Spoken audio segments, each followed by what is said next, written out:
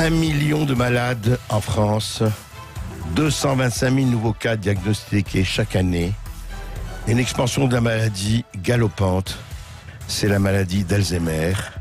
On en parle avec un témoignage exceptionnel. Sud Radio, Berkoff dans tous ses états.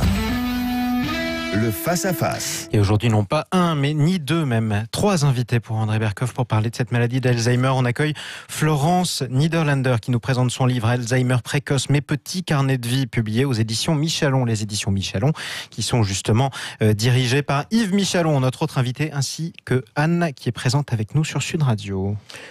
Alors, effectivement, un document exceptionnel, un témoignage exceptionnel, un livre vraiment avec un courage formidable de Florence Niederländer, qui est de Petit-Troisel, près de Forbach, qui avait été diagnostiquée Alzheimer en 2012, à l'âge de 42 ans. Et bien, 7 ans plus tard, donc, elle publie un livre chez Michalon, et elle regroupe ses réflexions sur la vie et sa maladie. Elle avait écrit ça pour son fils Théo, dans des petits carnets. Et puis, elle a rencontré Michalon, qui l'a convaincu de publier ce livre. Et je dois dire que ce livre est bouleversant. Ce livre est bouleversant parce que on a tous connu, en tout cas moi j'ai connu des très proches qui ont eu cette maladie et voilà, on est désarmé encore et on espère qu'un jour on trouvera effectivement le ou les remèdes, mais on est désarmé. Yves Michalon, comment vous êtes tombé, bonjour d'abord. Bonjour. Yves, comment vous êtes tombé sur les cahiers de Florence? C'est venu par un de vos confrères qui m'a attiré l'attention sur le cas de Florence, que j'ai rencontrée. J'ai eu une révélation. Et elle nous a envoyé petit à petit, par petits bouts, ces carnets qu'elle notait, où elle notait les éléments principaux de sa vie, de peur d'oublier, à la destination en fait de son fils. Et là, ça a été un choc, parce que bien au-delà de la maladie, on n'en parle pratiquement pas de la maladie du reste. C'est son vécu tous les jours, mais c'est une leçon de courage, c'est plein d'humour, de vie, de cette force de vivre à tout prix et d'assurer tant bien que peu qu'elle le puisse une certaine autonomie. Tout à fait. C'est rare, c'est vraiment rare. Et c'est pour ça que je me suis engagé particulièrement sur ce livre-là. Et vous avez eu raison, parce que c'est un témoignage, encore une fois, je l'ai dit, bouleversant. C'est un témoignage en plus qui n'est pas du tout mortifère, qui n'est pas du tout triste, qui n'est pas du tout. C'est au contraire, c'est un hymne de vie, quoi. Enfin, oui. Mais c'est incroyable. Elle est comme ça. Et c'est formidable. Je ne vais pas lui prendre la parole, parce que c'est pas moi qui compte dans cette histoire-là. Mais de vouloir assumer cette indépendance. Alors, ce que je dis, quand elle va faire des courses, ça lui arrive encore de prendre sa voiture et rentrer chez elle, elle va ranger ses courses dans son placard. Et un quart d'heure après, elle dit « Ah zut, j'ai oublié d'aller faire les courses ». Et elle repart refaire les mêmes courses. Alors, Florence Niederländer, merci d'être là et merci pour votre témoignage, parce que encore une fois, c'est passionnant et aujourd'hui, donc 7 ans après, vous vous êtes dit, c'est vrai, au départ, c'était pour votre fils, vous aviez envie d'écrire comme ça des impressions Bonjour, merci de m'avoir invité. Oui, au départ, j'avais pris ces petits carnets en me disant, voilà, tout ce que je peux pas lui dire, parce que il rencontre une maman qui a des comportements qu'il ne reconnaît plus et qui sont différents de ceux qu'il avait avant. Et donc, moi, je connaissais déjà le diagnostic, mais c'était pas encore le moment de lui annoncer. Bien sûr. Il a quel âge, Aujourd'hui, il a 19 ans. D'accord. Mais à l'époque, il en avait que 12. 12, oui. Et donc, vous avez dit, je vais lui écrire. Je vais lui écrire comme j'avais écrit avant, quand il était petit. J'avais aussi ces carnets et j'écrivais les moindres choses qui m'amusaient ou que je reprenais avant. Donc là, c'était plus important. C'était surtout de dire, Théo, tout ce que je n'arrive pas à te dire verbalement, je te l'écris dans ces petits carnets. Et oui, et c'est ça qui est bouleversant. Juste un mot, Florence Niederländer. Quand vous avez appris ce diagnostic, quand on vous a dit, vous avez cette maladie, vous avez réagi comment ? Quand vous a dit, voilà, vous avez Alzheimer. La première fois, j'ai pas réagi du tout. J'ai eu la nouvelle. Je me souviens d'avoir entendu que le mot Alzheimer et je n'entendais plus rien. Je suis rentrée chez moi. Je me souviens que j'ai pu parler. J'ai plus parlé du tout. Et après, je me souviens pas de grand-chose parce que je l'ai annoncé à personne. Je l'ai gardé pour moi. Gardé pour vous. Oui. Je l'ai gardé pour moi et personne ne le savait. Mon fils, j'étais à un moment donné obligée de lui dire, alors je m'en souviens plus exactement, 1 an et demi, 2 ans, je pense plutôt que c'était vers l'âge de 14 ans, parce que j'avais des comportements qu'il ne comprenait plus. Et l'ambiance à la maison commençait à devenir un peu invivable et je me devais vraiment de lui expliquer ce qui se passait. Donc voilà. Et pour le reste de mon entourage, notamment ma famille et puis pour le reste, pour les autres, France Alzheimer m'avait dit un jour, qu'est-ce qui te ferait plaisir ? Et puis ça devenait un petit peu trop lourd pour moi et j'ai dit j'aimerais bien l'annoncer à mon entourage. Et vous l'avez fait ? C'est ce que j'ai fait. Ils m'ont proposé de faire une conférence et d'inviter donc tous mes proches. Et bon, alors peut-être que la famille, avant de faire cette conférence, je l'avais peut-être annoncé 1 ou 2 jours quand même pour pas qu'ils soient surpris le jour de la conférence. Ils savent. Restez avec nous, Florence Niederländer. En tout cas, encore une fois, un témoignage bouleversant et un livre qui ne l'est pas moins.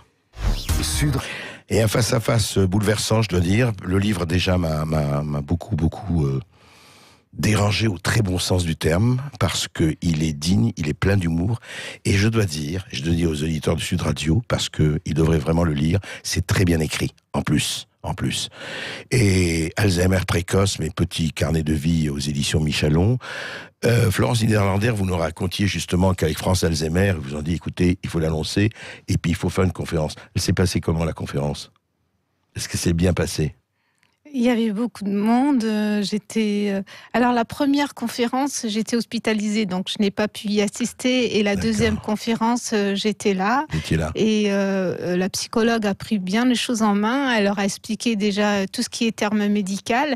Et puis après, j'ai expliqué moi. À la première conférence, j'avais fait une lettre pour expliquer un petit peu ce que mon entourage trouvait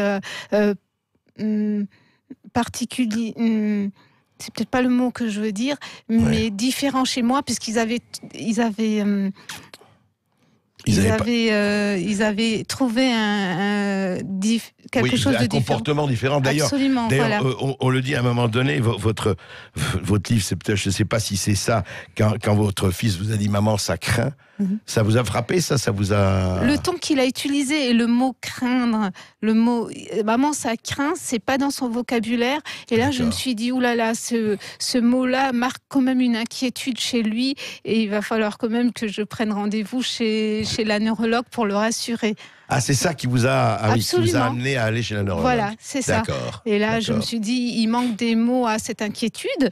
Et puis, je suis allée voir la neurologue parce que moi, personnellement, je trouvais pas qu'il y avait quelque chose qui n'allait pas. Hein. Pour moi, tout allait bien.